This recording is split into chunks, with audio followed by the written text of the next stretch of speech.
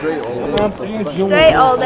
in to the show where you learn the discipline to show up day after day to do the work, the confidence to put yourself out there boldly and authentically, and the mental toughness to continue showing up, doing the work, putting yourself out there, even when the success you've expected to achieve is yet to be achieved. And on top of all this, you get a huge dose of personal initiative. That is the go-getter energy that moves all of us, including yourself, to go and make things happen instead of waiting for things to happen. And then we put all this together into a series of frameworks, approaches, insights, strategies, and techniques, all underneath the umbrella of one unifying philosophy that is called work on your game. My name is Dre Baldwin, also known as Dre All Day, and welcome to the show. And today's topic is a combination of three things: happy, sensible, and useful. This is the work triad. If you're trying to decide what career to go into, what you're going to do with yourself, what you're going to do with your life, and what is the best ROI? What is the best investment you can make of your time and your skill set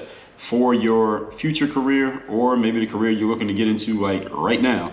Then I'm going to give you a triad that can possibly help you make this decision a little bit better, or at least, if nothing else, help you narrow down and eliminate some options that may not be the best options for you. So before I get into that, first let me tell everybody that I have a daily motivation text that I send out every single day. And as a matter of fact, as soon as I get done recording this episode, I'm about to respond to all of my text messages. So if you're in my text community and you text me, then I'm about to respond to all my texts. And actually, I'm recording this different from the day you're hearing it. So don't think I'm about to text you right now. But anyway, every day I take time to go through my text messages and respond to everybody who has texted me. And those of you who are in my community, you know that I'm telling you the truth. My number is 305-384-6894. Now, when you text me at that number, a couple things are going to happen. First of all, every day when I send out the daily motivation, you are going to receive it. Just a text message, a quick text, a length message to keep you focused, sharp, and on point every day. Here's the other thing that's going to happen is now you're in my texting community, which means you can actually respond to any of those texts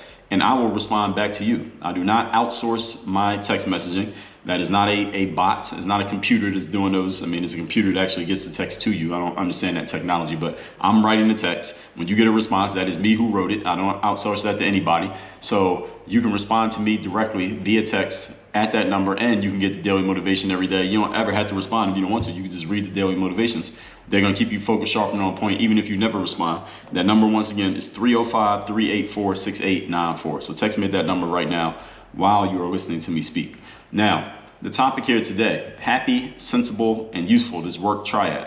Now, I hear from people often who are either getting started they're joining the workforce and they're going out to the world just trying to figure out, what am I going to do? They have, maybe you've gone to school, maybe you have certain skill sets that you think might be useful. Maybe you got a lot of different skills and you don't know where would be most useful. Maybe you have an idea of some things that you want to do, but you also want to do something that maybe is, of course, you want something that's enjoyable for you, something that will pay you enough to supply and satisfy the lifestyle that you want to live and sustain that lifestyle. And maybe you have no idea whatsoever. You're just trying to figure it all out. And I'm going to help you out here in today's masterclass on if you're in any of those positions. But maybe also some of you have already been in the workforce. Maybe you've been working for 20 years.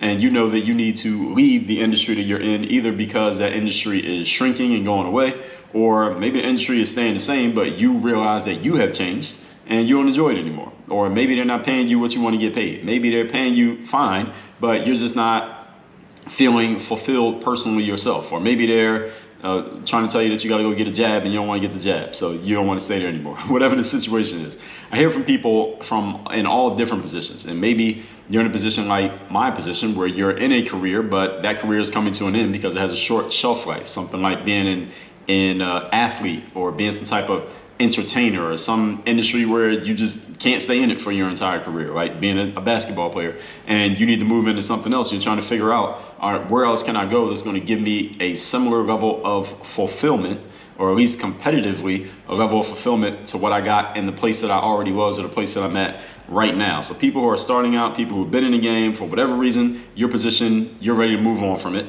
And a lot of people tell me that they are looking for, what is my passion? How can I get into something that will help me tap into my passion, or I can utilize my passion? If you already know what it is, maybe you're trying to figure it out. A space where you know that you truly belong there when it comes to your career. How can you find that place? So even though I can't tell you specifically what job you personally should go do, you ultimately are going to be the one who makes that decision. I'm going to share with you here today a triad of things to look at, elements to consider that will help you identify a place where you belong, or worst case scenario, it will at least help you eliminate places where you don't belong.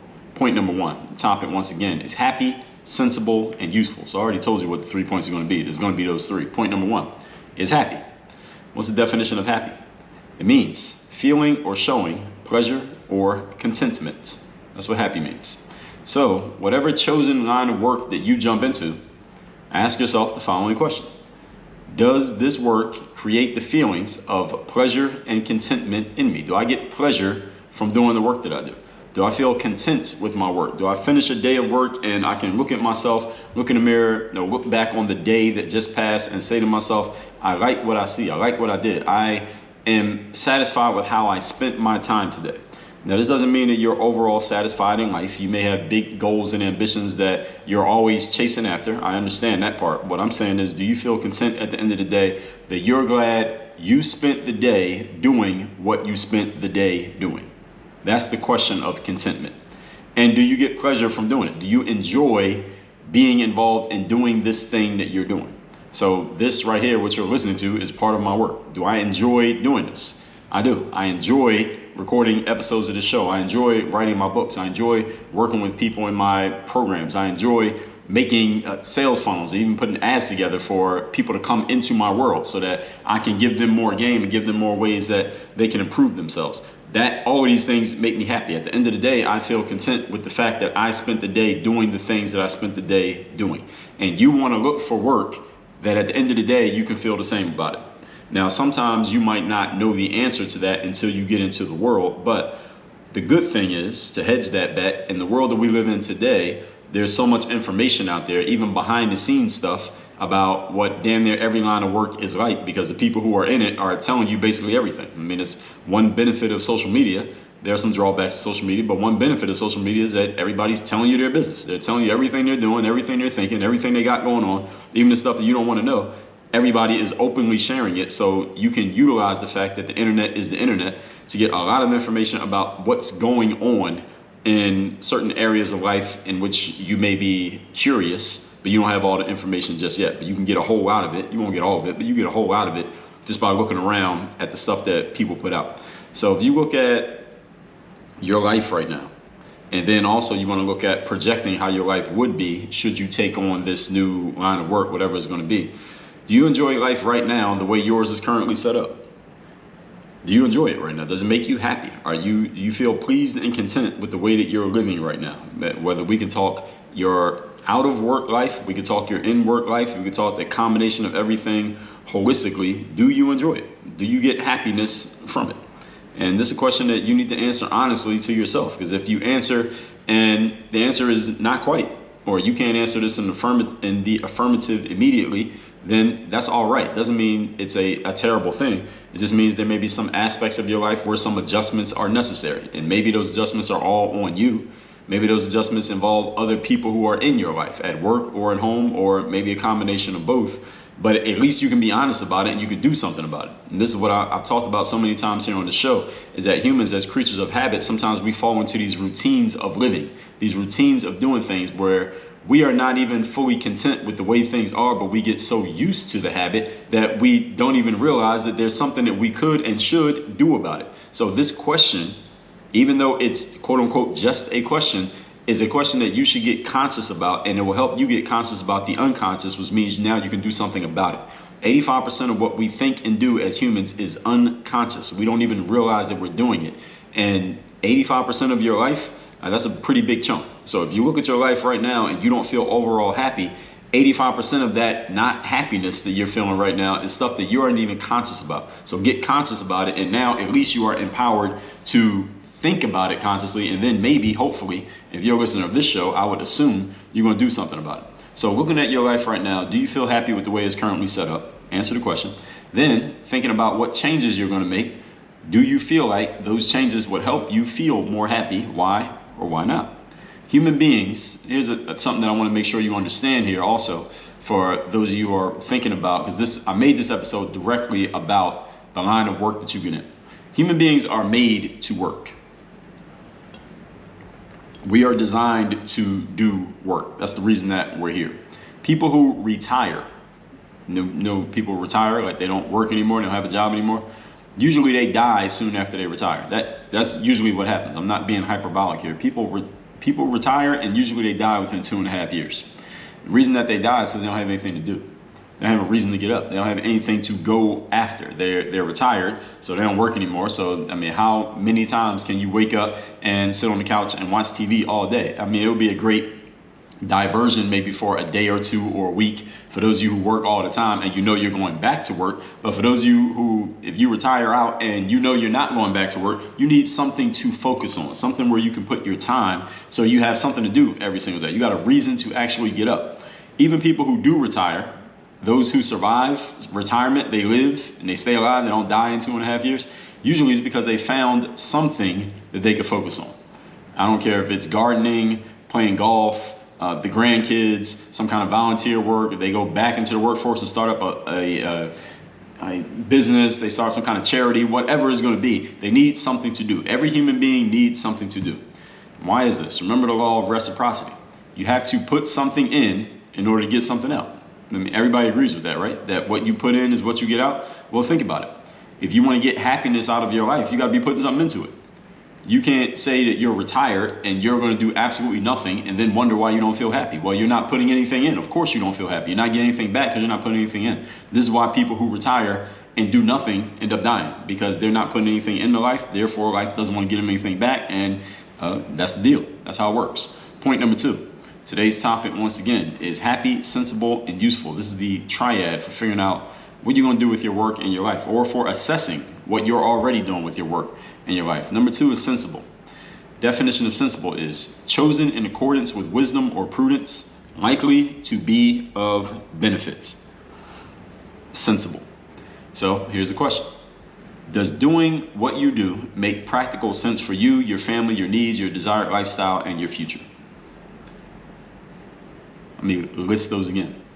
What you do right now, or what you're thinking about doing, does it make practical sense for you, for your family, for your needs, whatever those needs are, your desired lifestyle, and for your future?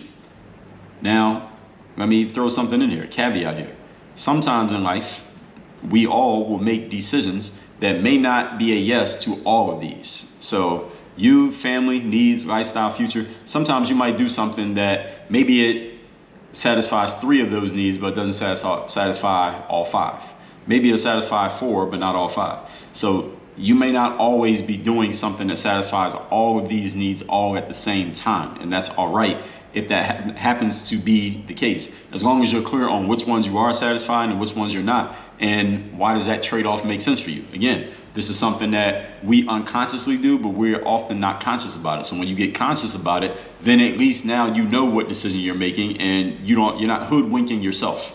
You're not fooling yourself about this situation. So think about what you want in your life, what your family needs, if you have a family, what your personal needs are, food, clothing, shelter, anything else that is a need, your desired lifestyle. And lifestyle is not just about the kind of car you drive and the house you live in, even though that's part of it, but also what bills do you have to pay? Who are you responsible for outside of yourself? Where do you want to live? What kind of hours do you want to work? Do you need more time or less time for family and friends and social activities? And how much do you want to sleep? How many days off do you want to have? Do you want to work every single day? Do you want everything to be on you? Do you want to work from 9 to 5 and be able to just hit the off switch on everything until 9 o'clock the next morning? Or do you want to be on all the time and be responsible for everything? Which means if there's some kind of emergency, you got to work 12 days straight or 20 days in a row, you're willing to do it. Do you want to be in the office at 5 in the morning and also at 8 at night? Or again, do you want to be able to leave when the clock strikes 5 and is over for the day and you don't have to think about it at all until the next time you come into work? What kind of lifestyle do you want to live? And the type of work that you choose will have a big impact on the kind of lifestyle you live. And then think about your future. Where do you want to be 5 years from now? Where do you want to be 10 years from now? Where will your family be 5, 10 years from now? If you have kids, what needs will they have? Because now their needs come into play. their lifestyle comes into play, or the lifestyle that goes around having them comes into play. If you have a significant other, what are their needs? What do they want in family? Which hopefully you and your significant other have already agreed upon, or at least come close. What are going to be the family needs based on that? What is their desired lifestyle? Are you and your significant other on the same page when it comes to your future? I think your work plays a big role in this. Even though a lot of stuff I'm talking about is quote unquote life stuff.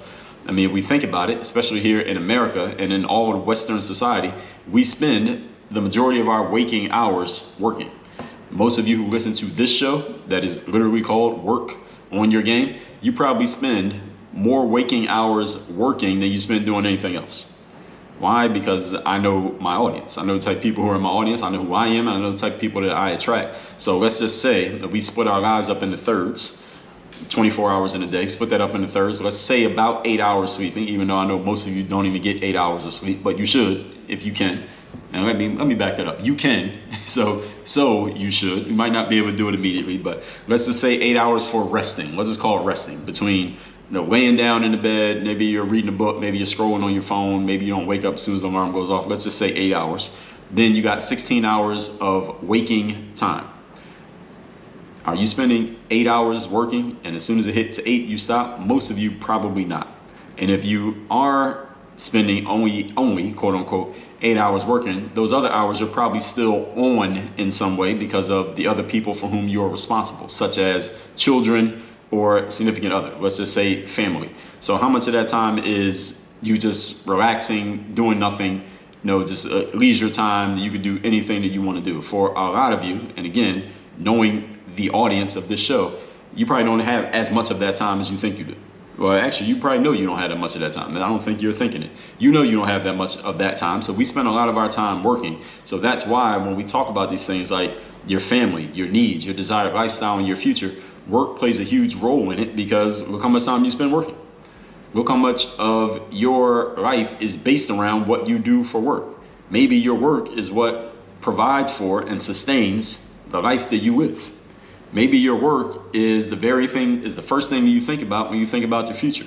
Maybe your work is how you're able to take care of your family. Actually, it probably is the way you're able to take care of your family. And maybe it has a lot to do with who you are as a person, had a lot to do with the work that you chose and how you even feel about yourself every day because of the things that you do at work in a positive way. So this question, and it's like 5 questions in one, is in terms of the returns that your work produces. So when we're talking about sensibility, is it sensible for the work that you're doing or that you're thinking about doing or you have signed up to do? Is it sensible that this work does make sense for you, your family, your needs, your lifestyle, and your future?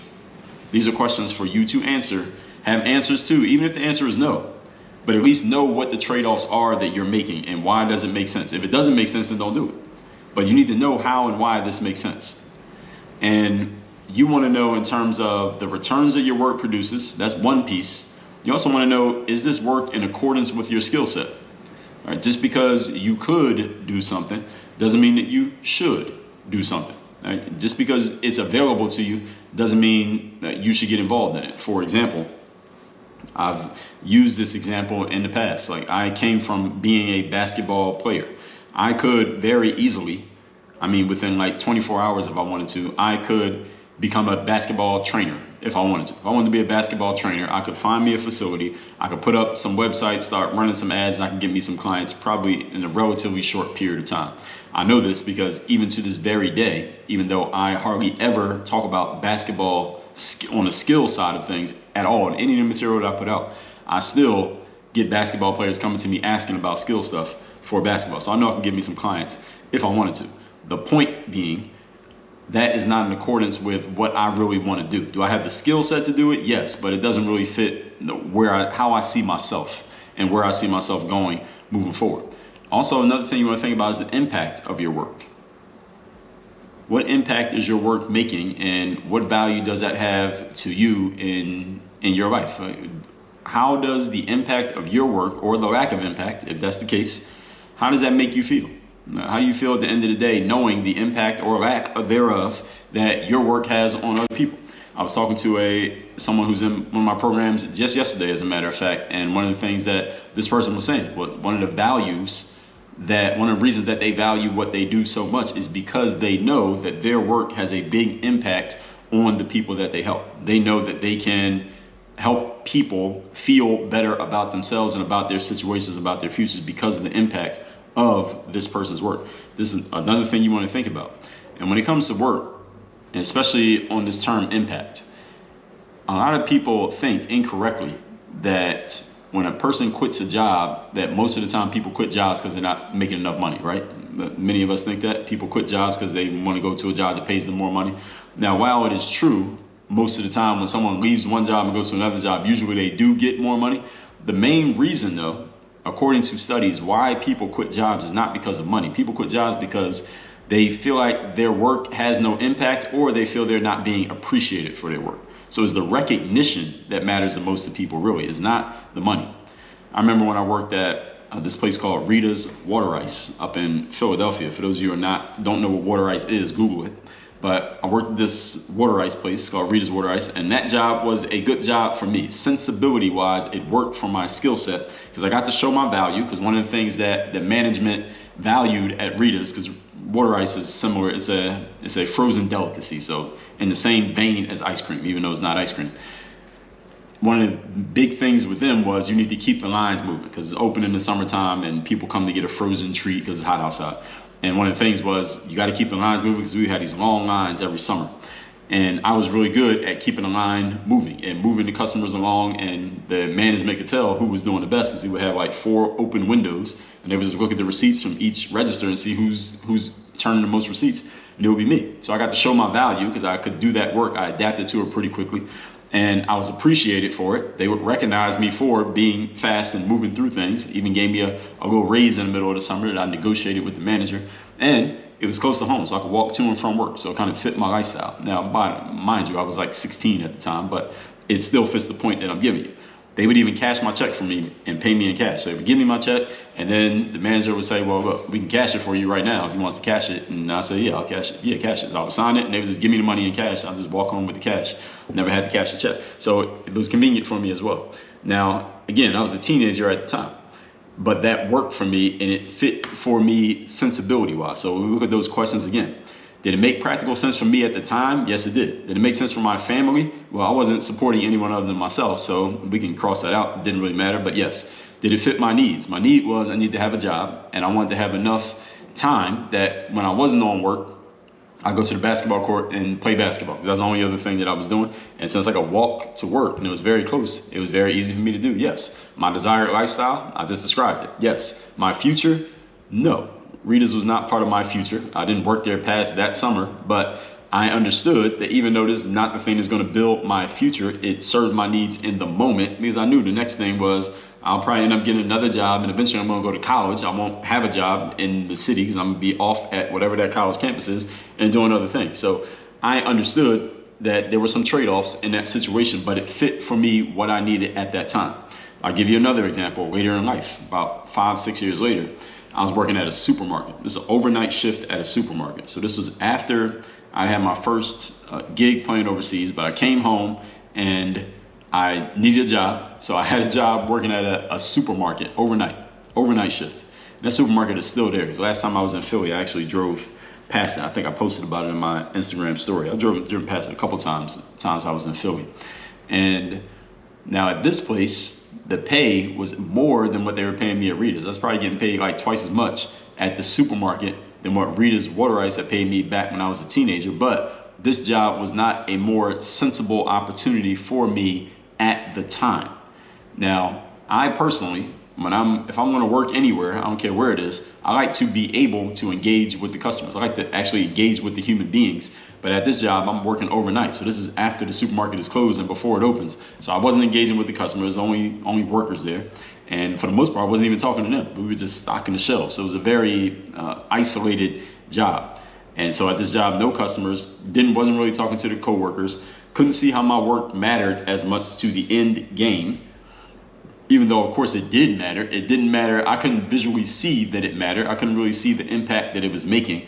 And being in this big supermarket, I was just a cog in this huge machine. Didn't really fit my best skill sets, which involves some form of communication. I wasn't really communicating with anybody. I was just a set of hands to put shit on the shelves. And I had better work ideas at the time, like playing basketball. So this was like a no on damn near every level. I ended up quitting this job after a week.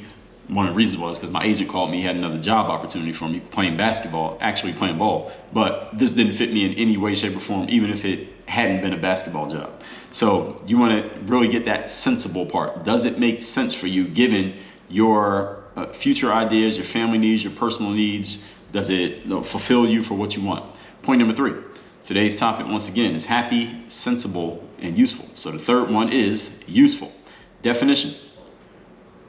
What value does your work give to other people? This is a question that you're going to ask yourself. That's not actually the definition. Let me get the definition here of the word useful. It is, I'm missing it here. Definition of useful. Able to be used for a practical purpose or in several ways. Able to be used in a for a practical purpose or in several ways. So the question, what value does your work give to other people? What value does it give to yourself? What impact does it have on you and on other people? People who are most happy with their work usually describe what they do by talking about what it does for and the impact it has on the people they serve. Once you get past the surface, maybe the quick elevator answer. So if you ask somebody what they do for a living, they might say, I'm a teacher.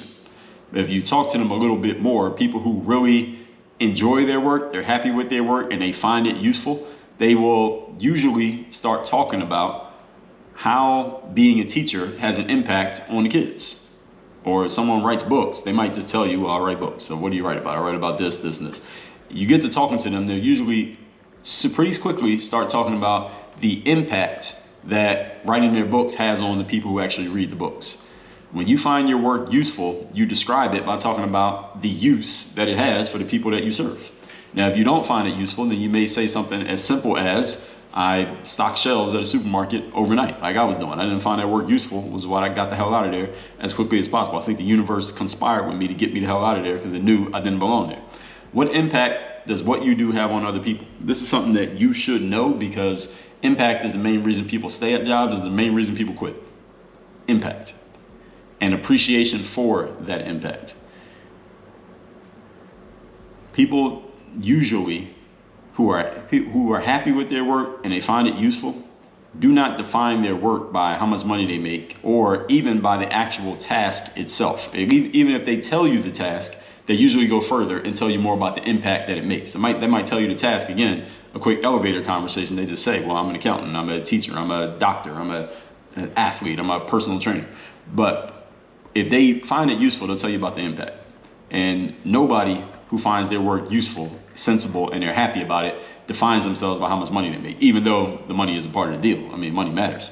Human beings, we are social creatures, and we like to know that what we do matters to other human beings. All right.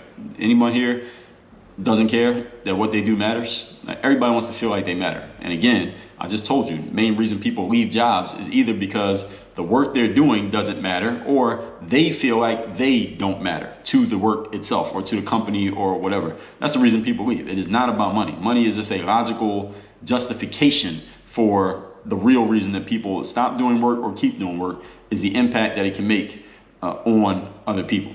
The reason that people leave jobs, same reason they stay, impact, recognition. No one does something for nothing, folks. And nobody likes to feel like they're doing something for nothing. Even if they are doing something for nothing, they don't want to feel like they're doing something for nothing. They will either leave or they'll become lifeless. And you don't want lifeless people working with you or for you. So the question is, what can you do that will make your efforts useful to the world? Any of you who is, again, you're thinking about transitioning, going into a different industry, a different career, a different company. What are you going to do there that's going to make your work useful for other people? How is it really going to make an impact on others? How is it going to make an impact on you? All of these questions that I posed to you here today, you want to address and think about before you make a move or before you even take up an opportunity that's presented to you. All that said, let's recap today's class. Happy, sensible, and useful, the triad for work. So this is for anyone who is looking at a work opportunity, whether you are just starting out, you're transitioning, you're making a jump, a parallel jump, a forward jump, whatever. How do you decide if something is the best move for you? You want to answer questions in these three areas. Number one, happy. Does your chosen work create feelings of pleasure and contentment in you? Do you get these feelings from doing this work? Do you enjoy the life? Do you enjoy life the way that yours is currently set up? Because human beings are made to work. When we're not doing work, usually we die because we don't have anything to do. So to get happiness out of something, you got to be putting something in. So are you putting enough in to get the happiness out that you want? Point number two, is it sensible? Does doing what you do make practical sense for you, your family, your needs, your desired lifestyle, and your future? This is about the returns on your work that it produces. It's also about the type of work, the impact of your work. All of those things are combined. And again, people leave jobs not usually because of money, but because of meaning and recognition. So when I worked at the water ice stand as a teen, it made sense. When I worked at the grocery store years later, it was more money, but it didn't make sense simply because those questions that I just told you, it wasn't fitting me as it needed to fit. Point number three, usefulness. What value does your work give to others, at least in your eyes? What impact does your work have on other people? Human beings, we want to feel like we are making impact on others. Even a person who claims that they just want to support everybody else, that's the impact. The impact is they want to support other people. Everybody wants to have some impact on other human beings. Nobody wants to feel like they don't matter. And people will leave places where they feel like they are not mattering, whether that's a relationship, a job, a group, a team, anything. The reason people leave jobs is the same reason that they stay: impact on others and recognition from others for what we are doing. Nobody does something for nothing. Nobody likes to feel like they're doing something for nothing. So what can you do? What skills do you have that will make your efforts useful to the world, and where would they produce that highest possible return on investment? All said, get my daily motivation text free of charge straight to your phone every single day by texting me at this number, 305-384-6894. And for those of you who are ready to make that impact, you know that you have some value to offer to the world. You want to be more happy with what you're doing. You want it to make more sense for you in terms of those things we talked about: yourself, your family, your needs, your future. And you know that what you have to offer is useful and it will really make a difference in the lives of other people, including the lives of yourself, including your life. Then you need to join me at Work on Your Game University, where I have a full program. That is the next step here. If you read my books, you listen to the show, you're getting the daily motivation, the next step, the next rung on the ladder is to join Work on Your Game University, where you can work with me directly, and we really get serious about your strategies, about making sure there's accountability in place, and making sure there's a process for you to follow to get to the outcomes that you want, with frameworks, with accountability, the insights, the impacts, the techniques, all of that stuff. That is all at workonyourgameuniversity.com. Again, workonyourgameuniversity, all spelled out, .com. Work on your game. Dre all day.